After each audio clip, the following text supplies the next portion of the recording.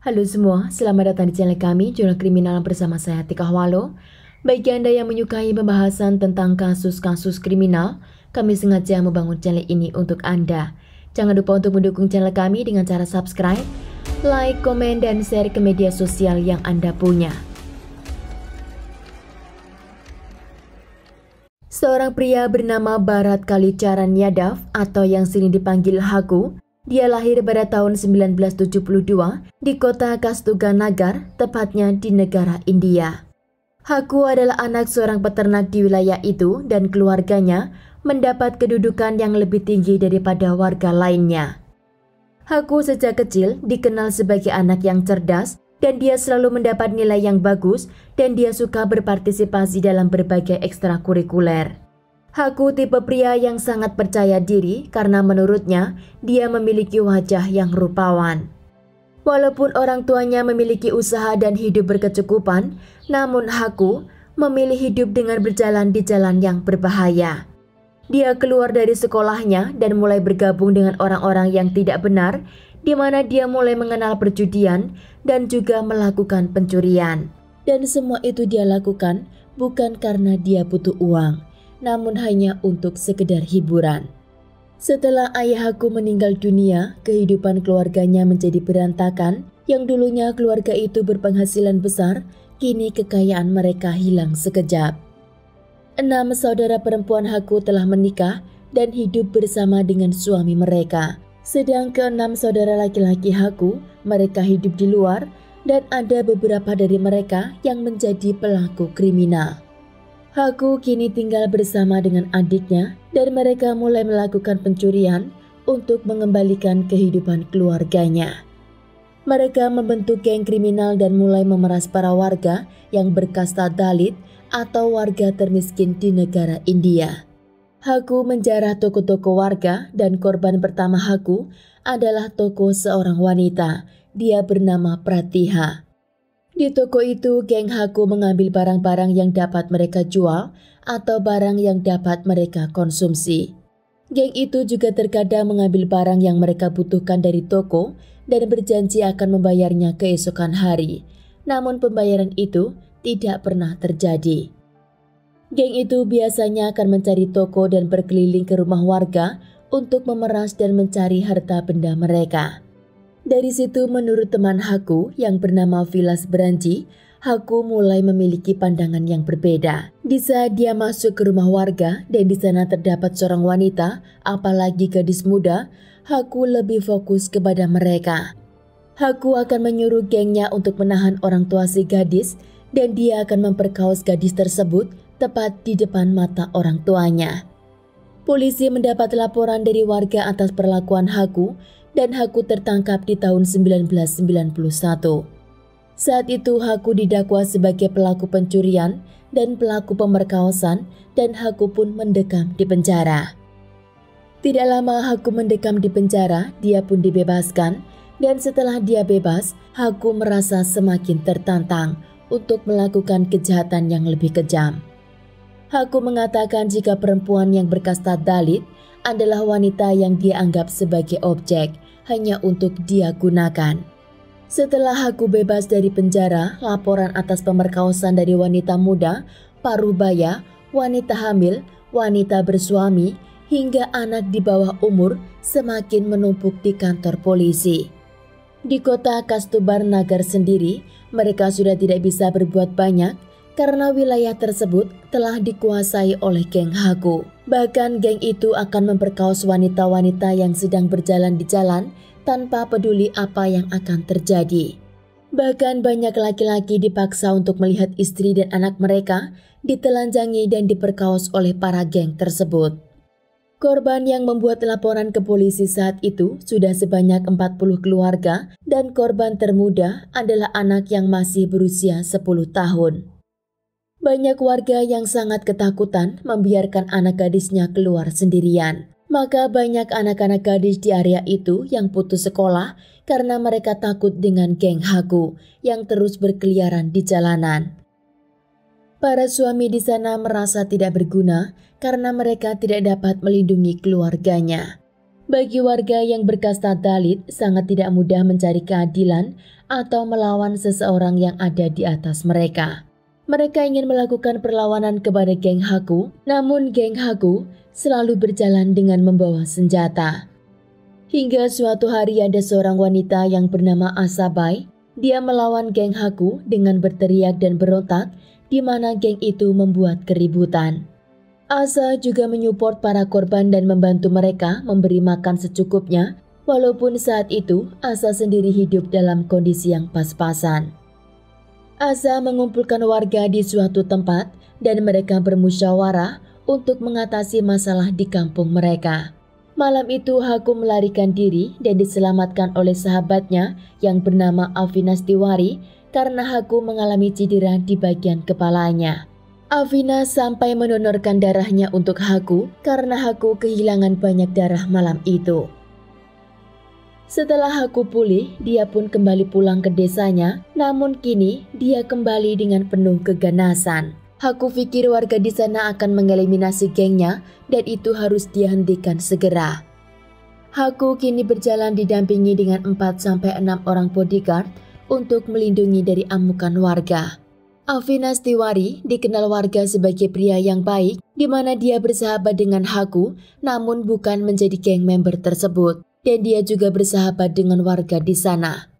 Kedekatan Avinas dengan warga di sana, Haku mengira jika Avinas adalah pria yang akan membahayakan gengnya, dan hanya memata-matainya untuk memberikan informasi kepada warga.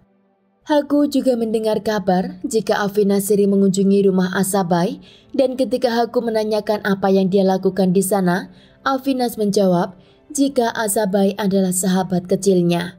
Tidak terima dengan alasan Avinas tersebut, Haku mengeluarkan pisau yang telah dia bawa dari rumah dan menyerang Avinas di tengah jalan, hingga Avinas pun merenggang nyawa di sana.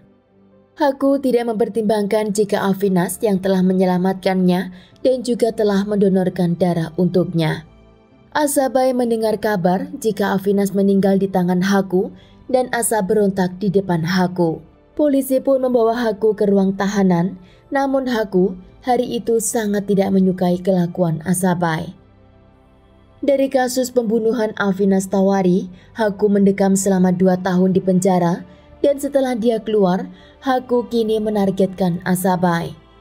Haku menyatukan gengnya kembali dan menuju ke rumah Asabai, dan malam itu Asa sedang melakukan sebuah perayaan.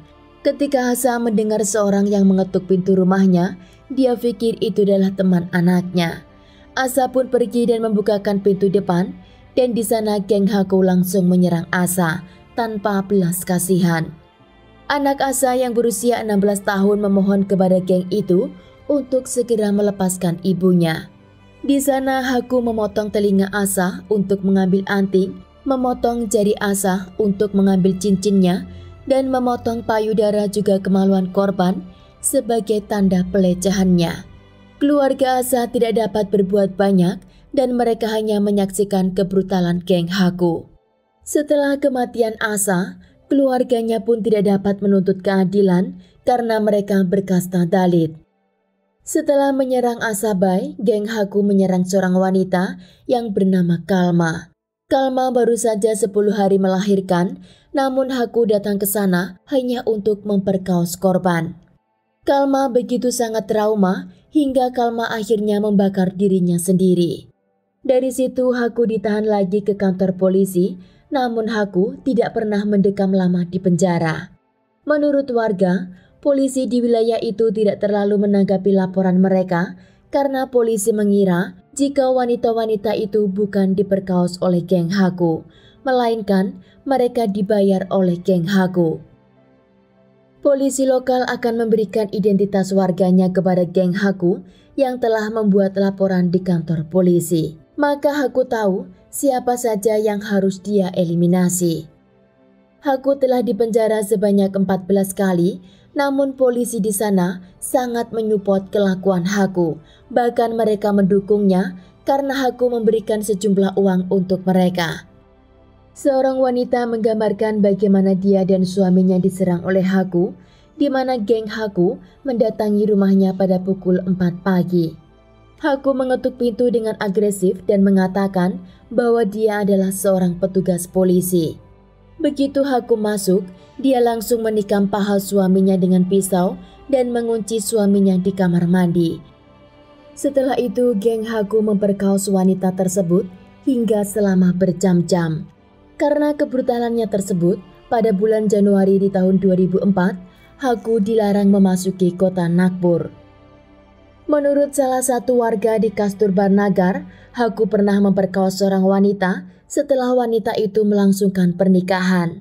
Haku juga pernah menelanjangi seorang pria dan memaksanya menari di depan putrinya yang berusia 16 tahun. Haku juga memanggil seorang wanita secara random di jalanan dan menyiksanya di depan para warga lalu memotong payudara korban. Geng ini juga pernah memperkaos seorang wanita yang sedang hamil 7 bulan dan itu semua mereka lakukan di tengah jalan.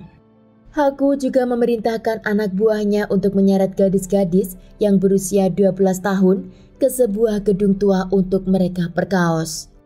Ketika seorang wanita melaporkan telah diperkosa oleh Haku, polisi menuduhnya berselingkuh atau sebagai pelacur lalu mengusirnya dari kantor polisi. Karena mereka tidak mendapat perlindungan di kota itu, akhirnya 25 anggota keluarga harus mengungsi dari kota Kasturba Nagar. Haku memperkaos lagi seorang gadis yang masih berusia 13 tahun dan setelah kejadian itu, seorang wanita yang bernama Usha Narayani tiba di rumah tersebut. Usha menyuruh korban untuk segera melapor ke kantor polisi, namun korban menolak karena dia takut dengan geng Haku. Usha akhirnya pergi ke kantor polisi untuk mengajukan pengaduan, namun sayangnya polisi memberitahu Haku tentang pengaduan Usha. Haku mengumpulkan 40 orang rekannya dan pergi ke rumah Usha untuk mengepung rumah tersebut. Haku hari itu membawa sebotol asam dan berteriak melalui pintu depan bahwa dia akan menyakiti Usha jika dia tidak mencabut laporannya di kantor polisi. Usha memberi kode pintu dan menolak untuk menyerah ke geng Haku, lalu dia menelpon polisi. Meskipun polisi hari itu memberitahunya bahwa mereka akan datang segera, namun mereka tidak pernah datang ke rumah Usha. Haku dan anak buahnya mencoba untuk mendobrak pintu tersebut dan sebagai tanggapan, Usha dari dalam menyalakan tabung gas dan dia mengambil korek api sambil memberi peringatan kepada mereka bahwa dia akan menyalakan korek api dan mereka akan meledak bersama-sama. Geng Haku setelah mencium bau gas yang sangat menyengat dari dalam rumah tersebut, mereka langsung meninggalkan rumah Usha. Para tetangga yang mendengar tentang apa yang telah dilakukan Usha, kini mereka bersedia untuk berontak kepada geng Haku. Mereka membawa tongkat dan batu, lalu mengejar dan melempari geng tersebut. Anak buah Haku semuanya pada melarikan diri ke rumah mereka masing-masing. Pada tanggal 6 Agustus di tahun 2004, warga pergi ke rumah Haku dan mereka membakar rumah tersebut. Haku kini mengkhawatirkan tentang keselamatan dirinya dan dia memilih untuk pergi ke kantor polisi untuk mencari perlindungan. Polisi pun menangkap Haku demi perlindungan dirinya sendiri dan dia langsung dibawa ke pengadilan negeri kota. Di sana terdapat lebih dari 500 warga yang sudah berkumpul dan setelah para wanita itu memprotes polisi, kaki tangan Haku pun akhirnya ditangkap. Di tengah-tengah kerumunan warga, Haku masih mengancam seorang wanita jika dia sudah bebas nanti, maka dia akan mendatangi rumahnya. Sidang jaminan dijadwalkan untuk Haku pada tanggal 13 Agustus di tahun 2004 di Pengadilan Distrik Nagpur di negara India. Terdapat kabar jika Haku akan segera dibebaskan oleh polisi karena polisi hanya menunggu hingga warganya tenang. Warga berkumpul dan menyusun rencana karena mereka tahu jika polisi dan pengadilan tidak akan memberikan hukuman lama kepada Haku. Mereka harus melakukan sesuatu untuk mengakhiri penderitaan mereka. Pada tanggal 13 Agustus pada pukul 2:30 sore, hari itu Haku turun dari mobil polisi dan ratusan warga di sana sudah menunggu kedatangan Haku. Di saat Haku turun dari mobil polisi, dia menatap seorang wanita, yaitu korban yang telah dia perkaos.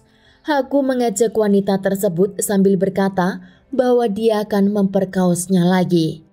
Haku berjalan masuk menuju gedung pengadilan dan pihak pengadilan akan segera menutup pintu tersebut. Massa yang membawa senjata tajam dan berbagai alat lainnya, mereka berhasil mendobrak pintu pengadilan itu dan mereka masuk lalu mengambil tempat duduk di bagian depan. Puluhan wanita yang ada di barisan depan, mereka langsung menyerang Haku dengan berbagai senjata tajam. Haku yang tangannya masih terborgol, dia tidak bisa membela diri dan massa menyerang Haku secara brutal. Mereka menusuk setiap bagian tubuh Haku, juga memotong kemaluannya dan memukulinya dengan kursi dan barang yang ada di sana. Haku berteriak meminta ampun dan kesakitan hingga dia tergenang oleh cairan merah dari tubuhnya sendiri dan 15 menit kemudian Haku merenggang nyawa di lantai gedung pengadilan. Dari tragedi itu, 5 wanita ditangkap oleh polisi, namun karena media terus menyorot polisi dan warga juga melakukan protes agar semuanya ditangkap dan dimasukkan ke penjara, akhirnya kelima wanita itu dibebaskan.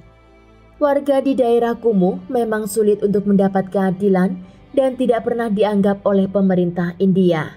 Maka sebagian besar mereka akan mengambil keadilan dengan tangan mereka sendiri. Sekian kasus hari ini, jangan lupa tinggalkan like dan komen.